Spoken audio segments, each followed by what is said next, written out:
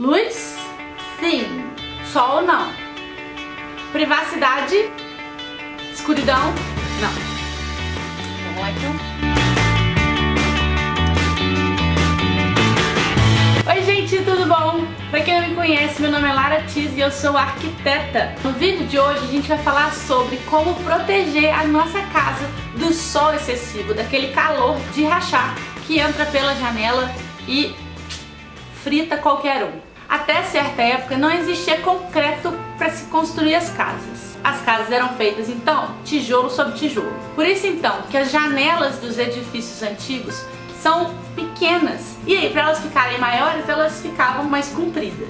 Porque você tem uma área pequena para estruturar ali em cima e dali para baixo você pode rasgar uma janela inteira que não tem problema, que vai continuar de pé. Mas a utilização do concreto armado passou a permitir que fossem feitos maiores vãos de janela. Só que agora na horizontal, porque a gente tinha estrutura suficiente para segurar todo o edifício e deixar um pano de vidro ali embaixo. Grandes janelas permitiam maior quantidade de luz do sol, e isso nos edifícios dos países do norte, desses países mais frios, foi usado a favor, porque quanto mais sol entrando dentro da casa, mais aquecida a casa vai estar.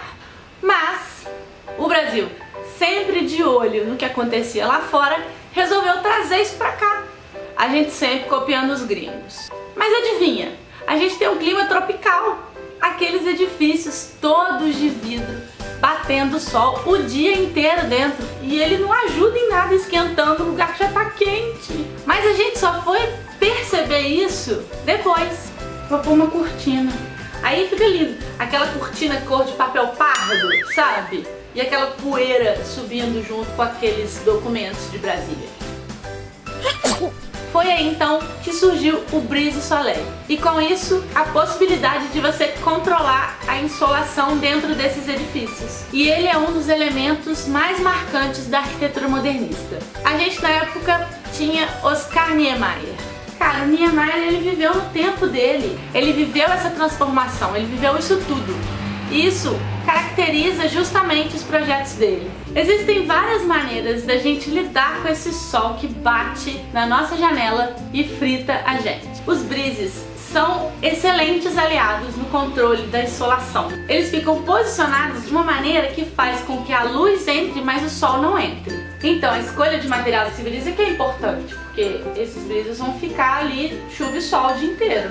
Existem os breezes verticais e os breezes horizontais. O breeze na horizontal, ele deve ser instalado nas fachadas que estão voltadas para o norte. A mesma coisa, o breeze vertical virado para uma fachada leste.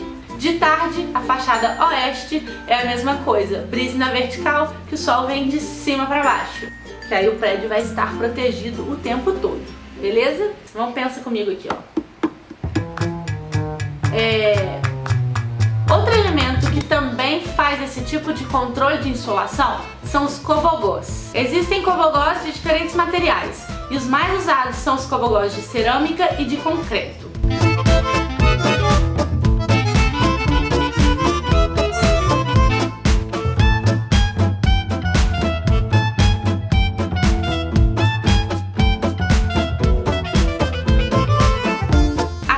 Perfuradas também são uma opção de controle da insolação no edifício. E sabe o que é legal? Que você pode comprar a chapa perfurada como lixo, como resto de indústrias que fabricam peças de ferro recortadas de chapas. Você pode também colocar uma estrutura assim por fora do seu edifício e criar um jardim vertical. Ele vai ajudar a sombrear o edifício e vai criar uma paisagem bacana. E o mais legal de você fazer um jardim na fachada do seu edifício é que você vai ter uma fachada sempre em mutação, assim como qualquer jardim, ora mais colorido, ora menos colorido. E se você escolher uma vegetação com folha caduca, no inverno essas folhas vão cair e vai permitir a entrada de sol, que nesse caso, quando a temperatura é mais baixa, ele é muito mais bem-vindo do que no calor. Outra maneira de você se proteger do sol é construindo na sua casa grandes beirais de telhados.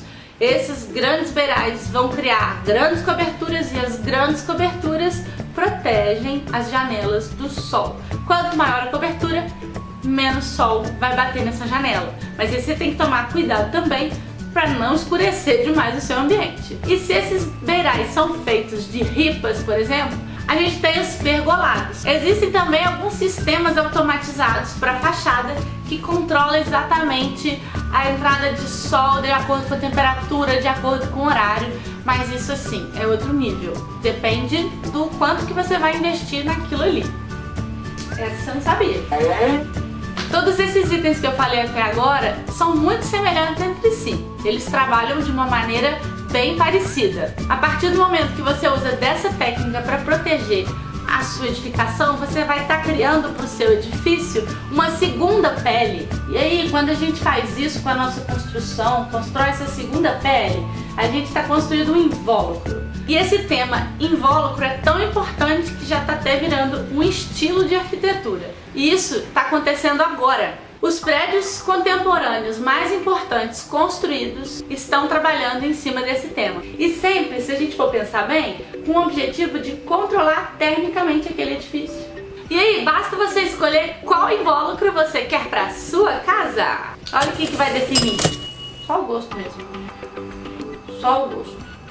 Cara, não posso fazer brise, não posso colocar um jardim descolado, não posso colocar cobogó. Tá, mas é porque na época que eu tava construindo, eu não tinha dinheiro, eu queria economizar. Então eu vou te falar, você pode então colocar uma persiana. Por isso que eu não contratei um arquiteto.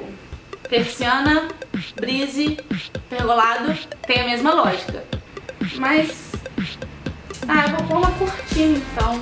Ou então, da próxima vez que você for construir, dá uma ligadinha, fala assim, olha, preciso de um projeto. Deixa eu te contar um segredo, os arquitetos fazem isso. A gente estuda isso também. Então é isso, gente, espero que vocês tenham gostado. Se vocês tiverem alguma sugestão de vídeo, de tema, alguma dúvida, é só mandar pra mim. E não se esqueça de se inscrever no canal. Um beijo, obrigada e até o próximo vídeo. Tchau. Tem que respeitar. Ele viveu no tempo dele. Daqui a 20 anos, a gente vai ser criticado pelo que a gente faz hoje.